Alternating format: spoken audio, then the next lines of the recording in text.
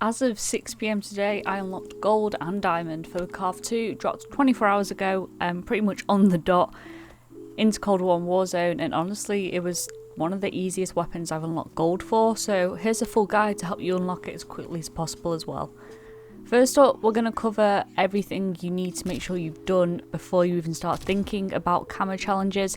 And the main thing here is you want to make sure you've leveled up the guns to a decent level, I'd say around halfway, or at the very least level 20, because you can't unlock the camos if you haven't even got them unlocked, and it's a waste of time to be stressing about all the other things that will come later if you haven't even got them unlocked in the first place.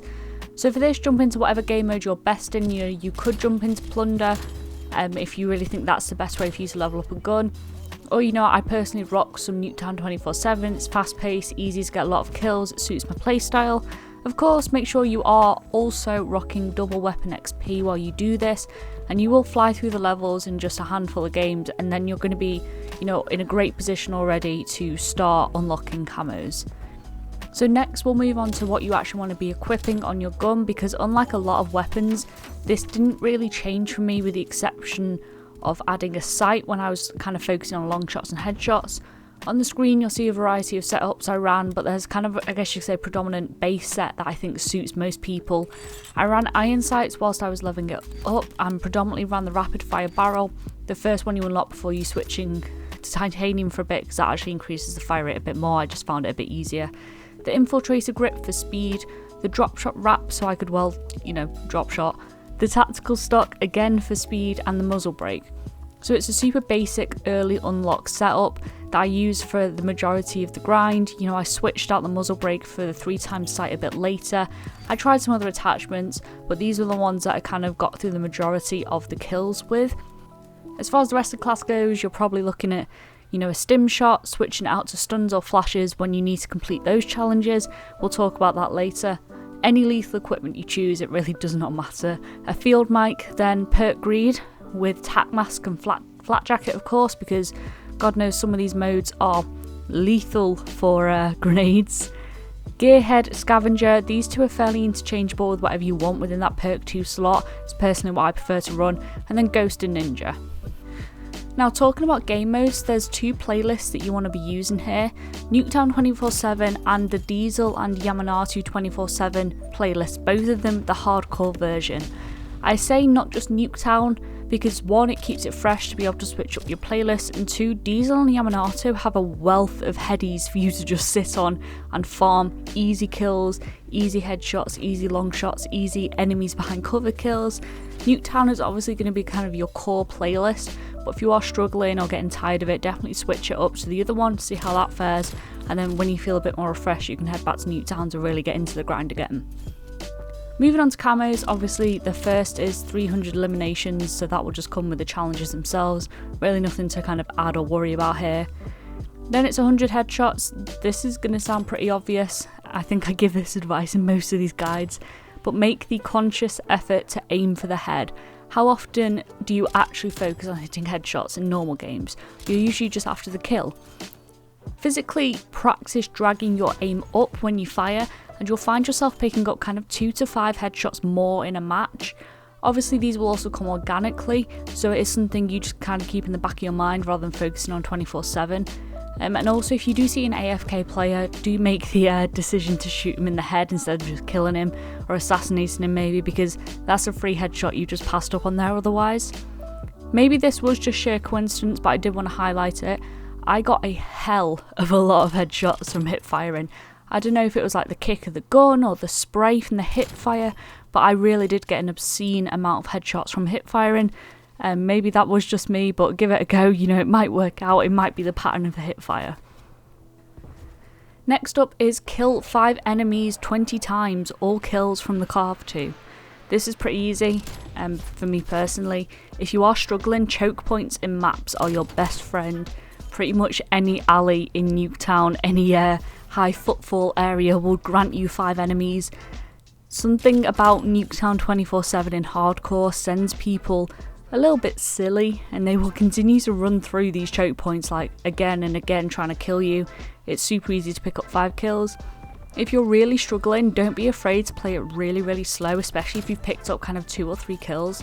Just sit back, take easy picks at people, you know, don't challenge anything unnecessary. Aim for like 1 tick towards a challenge per game, and then kind of allow yourself to play however you want when you can work on other challenges. If you think about it, you're going to be playing more than 20 games over the span of the rest of these challenges, so if you just focus on that for 20 games, that's out of the way and you can continue with your life. Then we've got 50 long shots. Diesel was fantastic for this. Definitely switch over to that if you are struggling. I equipped a red dot for this just because I was originally working on headshots when I switched over to Diesel. It was a bit cleaner for them personally, but I picked up a lot of long shots inadvertently purely because it's a massive map when you look at it compared to Nuketown. Same with Yamanato, but Diesel was fantastic for it. There's so many different alleyways, so many different lines of sight, so it was a great map just to pick really easy long shots up without even really noticing as well, which was quite nice. Whereas in Nuketown you do have to hold those certain lines of sight to make sure you are picking up the long shots. Next up is of course one of the trickier ones, which is killing 75 detected enemies. So for this, you're going to make sure you want to run UAVs, harps, stuns, flashbangs, anything of the sort, along with a field mic. Once you got the UA up, just fly at people. It doesn't matter if you die after every kill. The entire duration that UAV is in the air, you need to be flying at people, same with harps. As for stuns and flashes, stun or flash the Nuketown houses before you enter them, or stun round corners if you think someone's sat there. Not only does it give you, you know, a really easy indication if you need to be ready for a gunfight, but also it's going to count towards that challenge. Field mics are of course best placed out of the way from oncoming grenades. So instead of placing one, you know, right at the front door of a Nuketown house where loads of grenades are going to fly in, place it back, maybe back a room. You know, you lose those few meters, but it means it stays up for longer. You have more opportunity to get kills when enemies are in that range. Then you're going to have to battle enemies in cover 50 times. For this, I use a couple of different angles. In either of the Nuketown upper windows, anyone in the opposite one, unless they're jumping out the window, they usually count as an in-cover kill.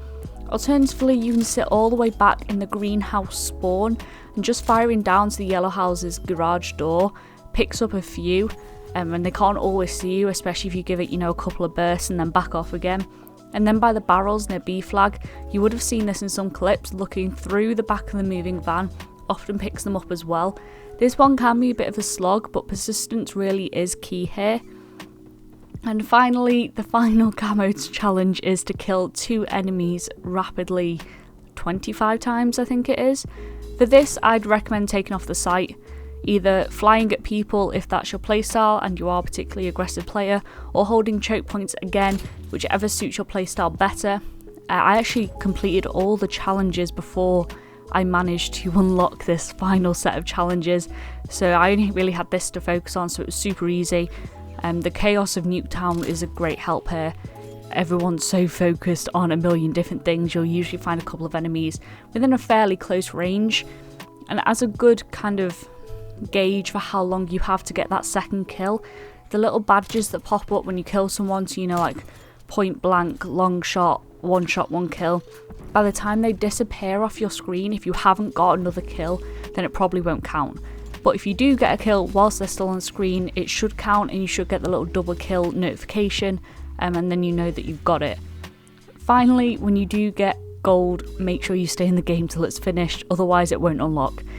As always, if you did enjoy the video, give it a like, subscribe if you want to find your way back. Hope you all have a good day, and I'll see you next time. Bye.